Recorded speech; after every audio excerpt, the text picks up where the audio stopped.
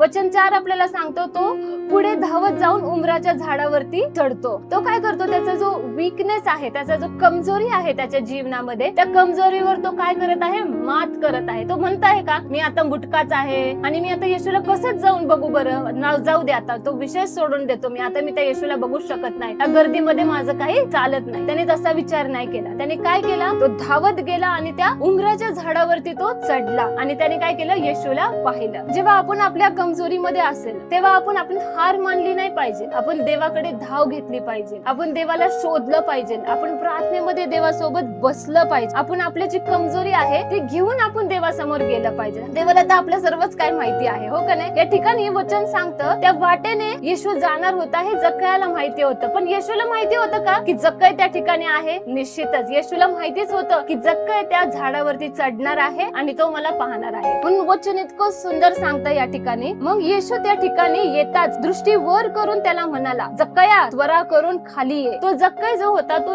खूप इच्छा होती त्याच्या मनामध्ये की तो येशू कोण आहे पाहायची. आणि येशूने काय केलं आहे, तिथे जाऊन त्याच्या डोळ्यामध्ये डोळे घालून त्याला म्हटलं आहे, जक्कया खाली उतर. किती सुंदर ही गोष्ट आहे बरं. त्याचप्रमाणे जेव्हा आपण देवासमोर आपण जेव्हा बसतो, आपलं मन आपण खोलतो, आपली इच्छा आपण प्रगट करतो की प्रभू आज तू मला भेट, आज तू माझ्यासोबत बोल, त्यावेळेस येशू देखील असंच काहीतरी करत असेल. आपल्या डोळ्यामध्ये डोळे घालून आत्म्यामध्ये देव आपल्याला म्हणत असेल, बोल माझ्या मुली, बोल माझ्या मुला, मी आज इथे आहे, मी तुझ्या सोबत आहे आणि तुला काय करत आहे, ऐकत आहे. जक्कयाची काय इच्छा होती, फक्त येशूला पाहावं आणि तो कोण आहे, कारण त्याने खूप काय ऐकलं असेल येशू बद्दल. येशू चमत्कार करतो, येशू हे करतो, येशू ते करतो, खूप ऐकलं असणार आणि त्यामुळे त्याची इच्छा होती की त्यांनी येशूला पाहावं. पण तो जो फेमस येशू, त्या गर्दीमध्ये लाखो लोक असतील, त्याच्या आजूबाजूला हजारो लोक असतील, पण त्या कोणाबरोबरही येशू थांबला नाही किंवा त्यांच्या घरी गेला नाही. पण वचन सांगतं जक्कयाच्या घरी येशूला काय झालं, इच्छा झाली थांबवायची, उतरवायची. आपण परमेश्वराच्या उपस्थितीमध्ये जेव्हा येतो, आपण आपली इच्छा दाखवतो की देव तू माझ्या संगती बोल. देव म्हणतो मी फक्त बोलायलाच येत नाही, तर तुझ्या संगती राहायला येतोय, तुझ्या सोबत चालायला येतोय, तुझ्या त्या परिस्थितीमध्ये तुझ्या संगती उठणं आणि बसणं करण्यासाठी मी येतोय.